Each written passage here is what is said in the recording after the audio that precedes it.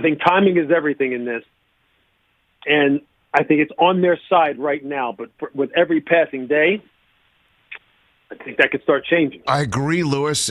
Louis Riddick here on the Rich Eisen Show. Because, look, being on this side of the business right now with a microphone attached to your lapel or wearing a headset, you know that with each passing day that the Texans don't make this maneuver, there's at least, I could probably name 10 people in your shop alone that would love to have that one-on-one with Deshaun Watson. There's me. There's 10 people in my shop. There's 10 people in Fox's shop.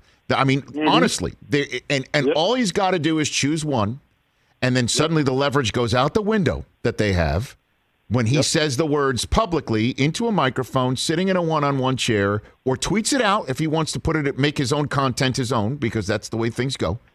Changes the dynamic in 10 seconds. 10 seconds. Because right now you've got in Carolina an owner in David Tepper who wants to make the biggest splash possible, and you got two teams potentially in the AFC East worried that the other one might actually pull off the deal. And you got this all played out, and it's wired. And nobody has fallen head over heels in love yet with somebody for a second or third overall pick in New York or Miami yet, but that may happen. This is it. Now's the time. Yeah, and you know what? And let's just throw another team in there. Sure. Although they can't offer the quarterback in return that a Carolina can, or the Jets can, or Miami can. And I keep saying this, and I know that the people, who work there, I mean, some of them are good friends of mine, they're probably sitting there going, Lewis, why are you doing this to us? But they know it too. In Chicago, they are in a tough spot, okay? If they don't swing, and I mean like Barry Bonds, knock it out of the park, swing and hit at quarterback, they are in a tough spot. Because then they're sitting there at the 20 spot in the first round, and they got to get up ahead of teams that potentially want to draft a quarterback like the Patriots, maybe the 49ers, the Broncos, Carolina's sitting there hungry for a quarterback, maybe the Eagles, Falcons, Dolphins, Jets, Jaguars. What are they going to do then? They said yesterday, well, you know what? We haven't closed the door on bringing back Mitch Trubisky. Yeah, right. You're not going down that road. You have Nick Foles under contract. That's not going to work.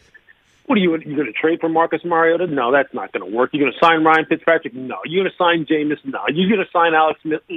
Especially not when both the GM and the head coach's jobs are on the line here in 2021.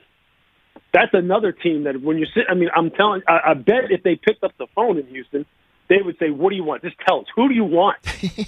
You want Khalil Mack? You want Roquan Smith? You want our next three first-round picks? What do you want? That's what I'm saying. Like, it's really one of those. I don't know. Let's just say this drags out into the season. Let's say Deshaun decides, hey, I'll miss a game then. I'll miss a couple games. I'm not going to blink.